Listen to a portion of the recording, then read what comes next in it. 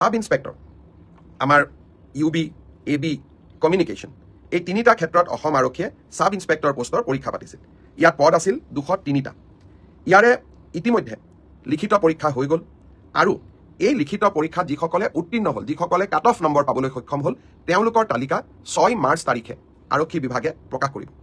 6 March তাৰিখে লিখিত পৰীক্ষাৰ ৰিজাল্ট হোৱাৰ লগে লগে পিএছটি আৰু পিইটি আৰম্ভ হ'ব আৰু পিএছটি আৰু পিইটিৰ এডমিট কাৰ্ড আপোনালোকে 9 মাৰ্চত ডাউনলোড কৰিব পাৰিব আৰু পিএছটি আৰু পিইটি 17 মাৰ্চৰ পৰা আৰম্ভ হ'ব এয়া হ'ল অসম পুলিচৰ সাব ইন্সপেক্টৰ ইউবি এবি আৰু কমিউনিকেশ্যন ইয়াৰ বাবে যি পৰীক্ষা হৈছিল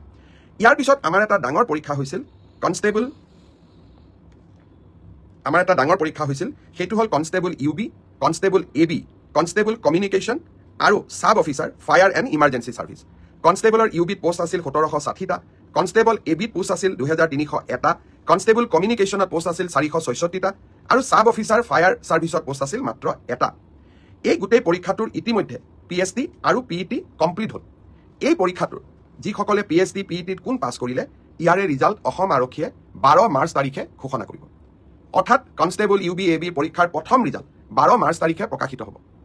ইয়াৰ পিছত আপোনালোকে নিজেও জানে যে এটা লিখিত পৰীক্ষাত আমি অৱতীৰ্ণ হ'ব লাগিব আৰু এই লিখিত পৰীক্ষাটিৰ বাবে যিসকলে কাট অফ মাৰ্ক পাবলৈ সক্ষম হ'ব তেওঁলোকে এডমিট কাৰ্ড 17 মাৰ্চৰ পৰা ডাউনলোড কৰিব পাৰিব আৰু finally AB UB written test 23 মাৰ্চত অনুষ্ঠিত হ'ব ইয়াৰ পিছত অসম আৰক্ষীত ড্ৰাইভাৰৰ 667টা পোষ্টৰ বাবে পিএছটি আৰু পিইটি অনুষ্ঠিত হৈছিল এই ড্ৰাইভাৰৰো পিএছটি পিইটিৰ পৰীক্ষাৰ ৰিজাল্ট অহা পৰহি দিনাখন অৰ্থাৎ 4 মাৰ্চ তাৰিখে অসম আৰক্ষীয়ে ঘোষণা কৰিব ইয়াৰ পিছত স্বাভাৱিকভাৱে ড্ৰাইভিং টেষ্ট হ'ব আৰু ড্ৰাইভিং টেষ্টৰ পৰীক্ষাৰ বাবে এডমিট কাৰ্ডো 4 তাৰিখৰ পৰা লাভ কৰিব পাৰিব আৰু written test driving test written পিছত হ'ব প্ৰথমতে ড্ৰাইভিং হ'ব ড্ৰাইভিং টেষ্ট 10 মাৰ্চৰ পৰা অনুষ্ঠিত হ'ব অৰ্থাৎ 4 তাৰিখে পিএছটি পিইটি ৰিজাল্ট দিব এডমিট কাৰ্ডো 4 তাৰিখে দিব আৰু 10 মাৰ্চৰ পৰা ড্ৰাইভিং টেষ্ট হ'ব আৰু ফাইনেলি ইয়াৰ পিছত এটা লিখিত পৰীক্ষাটো আমি এপিআৰ কৰিব লাগিব এতিয়া মই আহিছোঁ কনষ্টেবল এবি চিডিঅ অৰ্থাৎ কামাণ্ডো বেটেলিয়ন এই ক্ষেত্ৰত ইয়াত পোষ্ট খুব কম আছিল মাত্ৰ 164টা পোষ্ট আছিল 164 কাৰণ কামাণ্ডো বেটেলিয়নবিলাক নতুন বেটেলিয়ন ইয়াত ভেকেঞ্চি অহাৰ এতিয়া প্ৰশ্নটো বহুত কম কামাণ্ডো বেটেলিয়নৰ ৰিজাল্ট আমি আমাৰ কাট অফ মাৰ্কছ যিটো পিএছটি আৰু পিইটিৰ যিটো কাট অফ মাৰ্ক তাক আমি 27 মাৰ্চ তাৰিখে ঘোষণা কৰিম অৰ্থাৎ কামাণ্ডো বেটেলিয়নৰ 164 পদৰ বিপৰীতে আমাৰ যি ৰিজাল্ট হ'ব কাট অফ মাৰ্কছ এনাউন্স হ'ব 27 মাৰ্চ তাৰপিছত এডমিট কাৰ্ড আহিব 1 এপ্ৰিল তাৰিখে আৰু সাইকোমেট্ৰিক টেষ্ট 8 এপ্ৰিলৰ পৰা অনুষ্ঠিত হ'ব আমাৰ গ্ৰেড 4 অসম আৰক্ষীত 258টা পোষ্টৰ বাবে অনুষ্ঠিত হৈছিল গ্ৰেড 4 পৰীক্ষাৰ পিএছটি পিইটি হৈ গ'ল আৰু কেইটামান হ'ব বাকী আছে 15 মাৰ্চলৈকে চলিব সেই ইয়াৰ পিএছটি পিইটিৰ ৰিজাল্ট আমি দিওঁতে কিছু পলম হ'ব 30 এপ্ৰিল পাবগৈ এয়া হ'ল অসম আৰক্ষীৰ সম্পৰ্কত আপোনালোকে জানিব বিচৰা তথ্য ইয়াৰ পিছত বহুত ল'ৰা ছোৱালীয়ে মোক সুধি আছে যে এডিআৰই ৰিজাল্ট কেতিয়া দিব এডিআৰই ৰিজাল্ট 7 মাৰ্চ শুক্ৰবাৰে আমাৰ গ্ৰেড 3 আৰু গ্ৰেড 4ৰ যি আমাৰ ৰিক্ৰুটমেণ্ট কমিশ্যন আছে তেওঁলোকে ঘোষণা কৰিব যিমান কেইটা পদ আছে তাৰ বিপৰীতে দুজনকৈ ল'ৰা ছোৱালী এই পৰীক্ষাত উত্তীৰ্ণ হ'ব আৰু তেওঁলোকৰ মাজত পৰৱৰ্তী সময়ত ৰিটেন টেষ্ট অৰেল অনুষ্ঠিত হ'ব অৰ্থাৎ লিখিত পৰীক্ষাৰ ৰিজাল্ট গ্ৰেড 3 আৰু গ্ৰেড 4 আমি 7 মাৰ্চ তাৰিখে ঘোষণা কৰিম এটা পোষ্টৰ বিপৰীতে দুজনকৈ ল'ৰা ছোৱালীয়ে এই লিখিত পৰীক্ষাত উত্তীৰ্ণ হ'ব শেষৰ নম্বৰটোত যদি বেছি ল'ৰা ছোৱালীয়ে একেটা নম্বৰে পায় তেতিয়াহ'লে হয়তো 3000 পোষ্টৰ বিপৰীতে মই ধৰি ল'ব কৈছোঁ 6000 ল'ৰা ছোৱালী পাছ কৰিব লাগে কিন্তু একেটা নম্বৰ যদি বহু পৰীক্ষাৰ্থীয়ে লাভ কৰে তেতিয়াহ'লে একে নম্বৰ পোৱা ল'ৰা ছোৱালীসকলেও পৰীক্ষাটো ডেফিনেটলি পাছ কৰিব অৰ্থাৎ আমি যদি ধৰি লওঁ 50 is a cut off mark কিন্তু 50 যদি 50জন ল'ৰাই নম্বৰ পাইছে তেতিয়াহ'লে 50জন ল'ৰায়ে লিখিত পৰীক্ষাত পাছ কৰিব গতিকে 1:2 বুলি ক'লেও 1:2 একেবাৰে গ্ৰামাটিকেল চেঞ্চত নহ'ব হয়তো 2-4জন ল'ৰা ছোৱালীয়ে বেছিকৈও পাছ কৰিব এডিআৰই পৰীক্ষালৈ তাৰ ৰিজাল্ট কি হ'ব তাক আপোনালোকে জানেই সেইবাবে মই যিসকলে পাছ কৰিব তেওঁলোকক অভিনন্দন জনাইছোঁ যাতে অৰেলৰ বাবে তেওঁলোক সাজু হ'ব পাৰে আৰু যিসকলে পাছ নকৰিব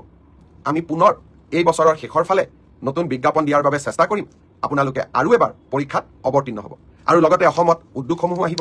মুখ্যমন্ত্ৰীৰ আত্মনিৰ্ভৰ অসম অভিযানো আছে আমি নিজকে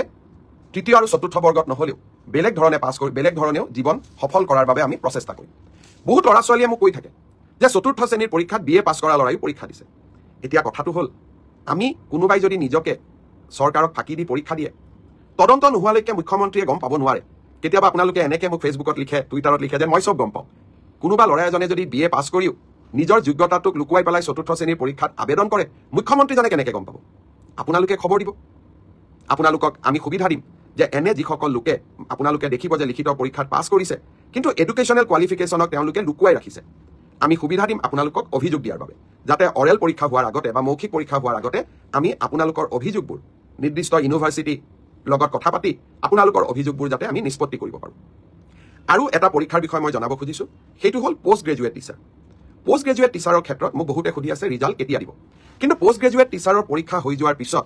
ইয়াৰ যি আনচাৰ কি আছিলে সেই এনচাৰ কি আপোনালোকৰ সন্মুখত আমি দিছিলোঁ আপোনালোকৰ মাজৰে বহুজনে এই এনচাৰ কিখিনিক প্ৰত্যাহ্বান জনাইছে অৰ্থাৎ চেলেঞ্জ কৰিছে 2-3টাৰ ক্ষেত্ৰত ইয়াৰ ক্ষেত্ৰত সিদ্ধান্ত ল'বলৈ 11 মাৰ্চ তাৰিখে এক্সপাৰ্ট কমিটি তেওঁলোকে এখন বৈঠক আহ্বান কৰিছে যে যিসকলে এনচাৰ কি চেলেঞ্জ কৰিছে তেওঁলোকৰ যি আমাক কৈছে যে আপোনালোকৰটো ভুল আমাৰটো শুদ্ধ প্ৰতিখন আবেদন আমি পুংখানুপুংখভাৱে বিবেচনা কৰিব লাগিব যাতে আমাৰ ভুল হ'লেও আমি শুদ্ধ কৰি নিজকে ল'ব পাৰোঁ দিলীপ শইকীয়া ডাঙৰীয়া আমাৰ অসম ৰাজ্যিক বিজেপিৰ সভাপতি তেখেতেও এই ব্ৰডকাষ্ট চাই আছে দিলীপ শইকীয়া ডাঙৰীয়াক মই বহুত ধন্যবাদ জনাইছোঁ যে আপুনি এই ব্ৰডকাষ্ট চোৱাৰ বাবে অলপ সময় উলিয়াইছে আপোনাক বহুত ধন্যবাদ জনাইছোঁ এতিয়া 11 মাৰ্চ তাৰিখে এক্সপাৰ্ট কমিটি বহাৰ পিছত আপোনালোকক মই জনাব পাৰিম যে আমি কেতিয়া পোষ্ট গ্ৰেজুৱেট টিচাৰৰ পৰীক্ষাৰ ফলাফল দিব পাৰিম সেই ধৰণে LP ME পৰীক্ষাৰ ফলাফলৰ বিষয়েও আজি যেনেকৈ অসম আৰক্ষীৰ বিষয়ে মই একেলগে জনাইছোঁ 11 মাৰ্চৰ পিছত মই শিক্ষা বিভাগৰ গোটেইকেইটা নিযুক্তিৰ সম্পৰ্কত আপোনালোকক এনেকৈ আগতীয়াকৈ জনাবৰ বাবে মই প্ৰচেষ্টা কৰিম তাৰ বাবে আপোনালোকে মোৰ পৰৱৰ্তী অৰ্থাৎ 11 মাৰ্চৰ পিছত কোনোবা এটা ফেচবুক লাইভৰ অনুষ্ঠানৰ বাবে অপেক্ষা কৰিব লাগিব